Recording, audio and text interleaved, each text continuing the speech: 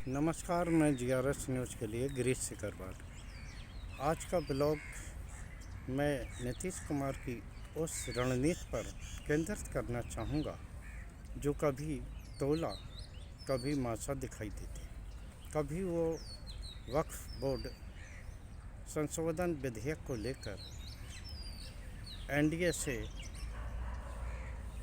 असहमत दर्ज कराते हैं और कभी वो देश भाजपा नेतृत्व के समक्ष अपनी सफाई देते हुए नजर आते हैं कि वो अब एनडीए छोड़कर कभी नहीं जाए। आखिर नीतीश कुमार को ये आवश्यकता क्यों पड़ती है कि गठबंधन के या यूँ कह लीजिए कि सरकार के मजबूत एलाई होने के बाद भी उनको बार बार सफाई देना पड़ता है। आप सभी लोग जानते हैं, प्रधानमंत्री के साथ जब वो मंच पर बैठे थे, अपने संबोधन में उन्होंने साफ कहा कि वो गलती बस इंडिया गठबंधन में चले गए थे। अब वो कभी भी एनडीए को छोड़कर नहीं जाएंगे। कल बापू सभागार पटना में सहकारिता मंत्रालय की एक सभा कह लीजिए आप उसे,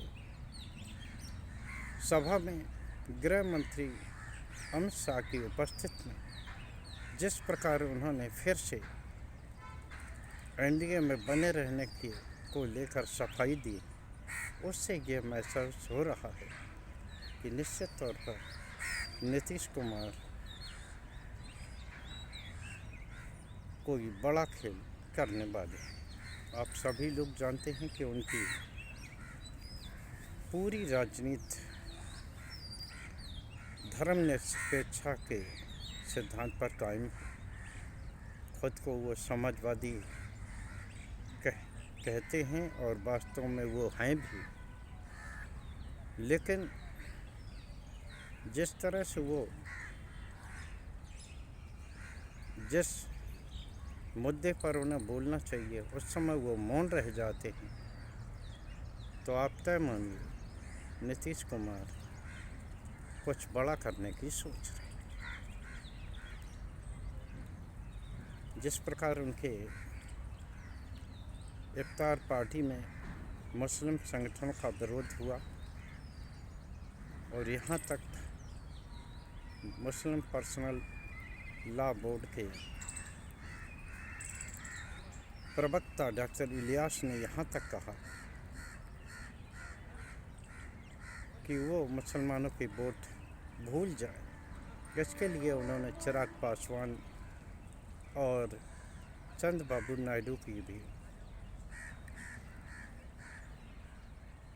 आलोचना की और उन्हें भविष्य की राजनीति के लिए चेतावनी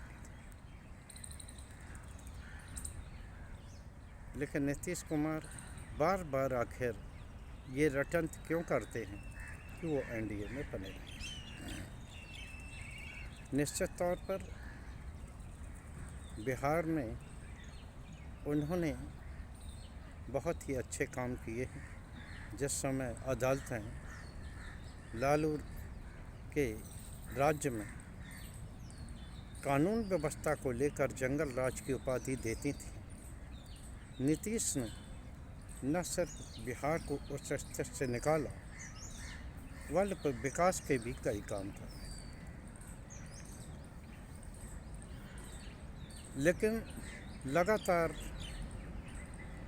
उनकी राजनीतिक पलटियों के कारण जो बार बार वो इस गठबंधन से उस गठबंधन में जाते रहते हैं, इसको लेकर न सिर्फ राजनीतिक सहयोगियों बल्कि बिहार की आम जनता में भी उनकी छवि इस तरह की हो गई है कि वो इस समय एक गैर जिम्मेदार राजनीतिक के तौर पर देखे जा रहे हैं। और हाल फिलहाल कुछ महीनों से उनके राजनीतिक कार्यशैली में जिस तरह की तल्खी आ गई वो उनके पूरे राजनीतिक जीवन में कभी भी नहीं थी। अपने विरोधियों तक का सम्मान करने वाले और हंस कर अपने विरोधियों पर वार करने वाले नीतीश अब अचानक तल्ख हो रहे हैं। क्या उनकी पार्टी, जैसा कि आरोप राजद के तेजस्वी यादव लगाते हैं कि उनकी पार्टी को और कोई चला रहा है, या पार्टी की कमान उनके हाथ से वास्तव में निकल गई है क्या? क्योंकि कई बार ये देखा गया कि उन सिद्धांतों पर जिन पर कि नीतीश कुमार पूरे जीवन भर चलते रहे, खुद को समाजवादी और जयप्रकाश नारायण का चेला बताते रहे, वही नीतीश अब पूंजीपतियों की गलभैयाँ करते हुए अगर आपको नज़र आ रहे और उस पूंजीवादी व्यवस्था का समर्थन कर रहे हैं जो उनकी राजनीति से मेल नहीं खाता। और जिस प्रकार से एक बिहार में उनकी छवि बनती जा रही कि वो कभी भी पलटी मार सकते हैं, और उनके बीमारी की जो खबर बार बार आ रही है, उससे ऐसा महसूस होगा कि अब की बार का चुनाव नीतीश कुमार के लिए आखिरी चुनाव भी साबित हो सकता है। जिस प्रकार नीतीश का सदन में आचरण हो गया, महिलाओं के प्रति कुछ का कुछ कह देना, यहाँ तक कि पूर्व मुख्यमंत्री राबड़ी देवी से भी इस तरह की बातें कह देना, सार्वजनिक सभाओं में यहाँ तक कि राष्ट्रगान के समय भी उलूल जुलूल हरकतें करना, उनकी मानसिक बीमारी की ओर भी संकेत करता है। वो बीमार हैं या नहीं हैं, इस बारे में मैं कोई दावा तो नहीं कर सकता, लेकिन जितना कि मैंने नीतीश की राजनीति को निकट से देखा, उनकी कई सभाओं या आयोजनों को कवर करने का प्रयास किया है, वो कभी भी ऐसा नहीं लगती जैसा कि वो इस समय बदलते हुए दिखाई देते। कल अमित शाह के समक्ष जब उन्होंने दावे के साथ इस बात को कहा, तो न सिर्फ एनडीए सहयोगियों बल्कि मंच पर बैठे जो नेता भी बैठे थे, यहाँ तक कि गृह मंत्री अमित शाह, संभवतः उनके भी मन में संदेह घुमला होगा कि आखिर नीतीश बाबू बार बार इस तरह के दावे क्यों कर रहे हैं। कल उनके आवास पर एनडीए सहयोगियों की भी बैठक हुई और उसमें गृह मंत्री अमित शाह ने गठबंधन की एकजुटता पर बल दिया।